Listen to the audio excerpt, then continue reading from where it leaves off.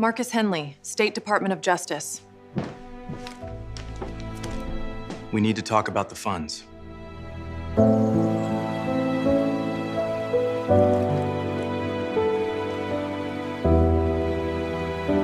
She kicked down my door while I was having coffee with the state attorney general. I want you to picture that for a second. Wood splintering, designer heels on broken glass, Delilah Cromwell storming into my grandfather's cabin with her phone held high, live streaming everything to 3,000 followers, screaming about government corruption and political persecution. Zero clue who was sitting in Pops's old recliner, holding a coffee mug. My name is Marcus Henley, 52 years old, retired electrician who spent 30 years installing power grids across 3 counties. My grandfather bought this cabin on Clearwater Lake in 1963 for $800. Hand-hewn logs, stone fireplace he built with his own calloused hands, screened porch that creaked in all the right places. The morning mist off that lake every day reminded me why Pops chose this spot. He used to say the land picks you, not the other way around. He also used to say when someone wants your land real bad, find out why. It's usually worth more than they're telling you.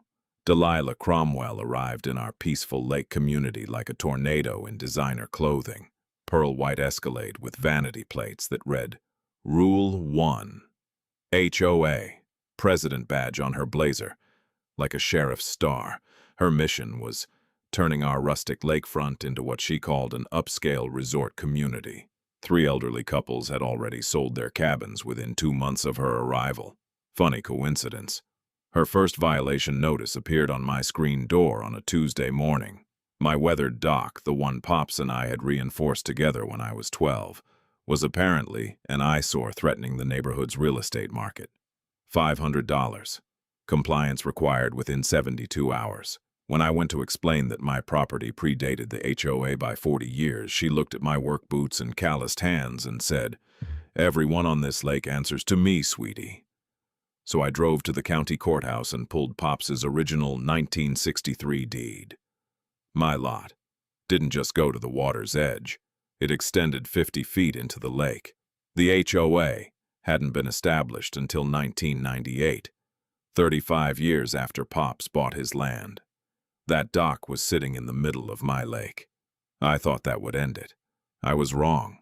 What followed was 6 months of certified letters from expensive law firms, false inspection reports, vandalism caught on camera, fake police reports filed by Delilah's nephew, who happened to be the responding deputy, spray paint on my mailbox at 2:30 in the morning, my boat set loose across the lake, industrial chemicals poured into my septic system. But while Delilah was busy destroying property, I was doing what Pops taught me, following the money. The HOA had collected $280,000 in emergency assessments for dock repairs that were never completed. Another $150,000 had gone to a landscaping company owned by Delilah's brother-in-law, incorporated exactly 3 weeks after she became president. Insurance claims filed for storm damage on days when the Weather Service recorded clear skies. A property management company collecting $5,000 monthly, whose registered address was a P.O. box in Delilah's postal district. She wasn't just running an HOA. She was running a criminal enterprise and using harassment to drive down property values so connected buyers could swoop in with cash offers. My lawyer connected me with the Attorney General's office. They had been investigating identical schemes across 6 counties. My documentation was the missing piece, tying multiple ongoing investigations together. We scheduled a meeting at the cabin. Delilah found out through her husband's political connections that I was meeting with someone from the state. She decided her move was to burst in on camera and expose the government corruption targeting her family. She set up a live stream, brought a production crew, worked herself into righteous fury on the drive over. Attorney General Patricia Williamson was sitting in Pops's recliner when the door came off its hinges. Delilah stood there streaming everything, screaming about persecution and jurisdiction, her HOA badge gleaming under my cabin lights.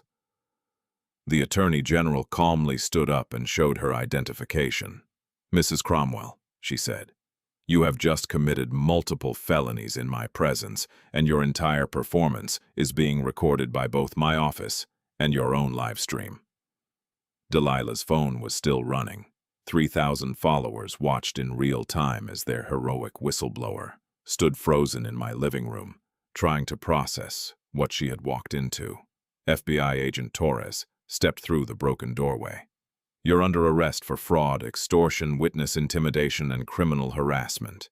And thanks to your live stream, we have your confession broadcast to 3,000 witnesses." The handcuffs clicked shut, and Delilah's phone clattered to the floor, still streaming. She was walked past the dock she'd tried to have demolished, past the solar panels she'd called hazardous, past the cabin she'd called an eyesore. The pearl-white Escalade with the Rule 1 plates was towed away as evidence. 3 months later, a federal judge sentenced her to 3 years in prison and $340,000 in restitution to every family she had defrauded. Her husband resigned in disgrace and received 18 months for conspiracy. The HOA was dissolved. Mrs. Patterson had moved to Florida to live with her daughter after Delilah's legal threats made staying impossible. She drove down specifically for the sentencing. She was standing on my porch when I came home from the courthouse. She didn't say anything, just hugged me for a long time while the loons called across the water the way they always have. That evening, I sat in Pops's old recliner and thought about what he used to say. "Sometimes the little guy wins because he's fighting for something bigger than himself." He was right about that. He was right about most things.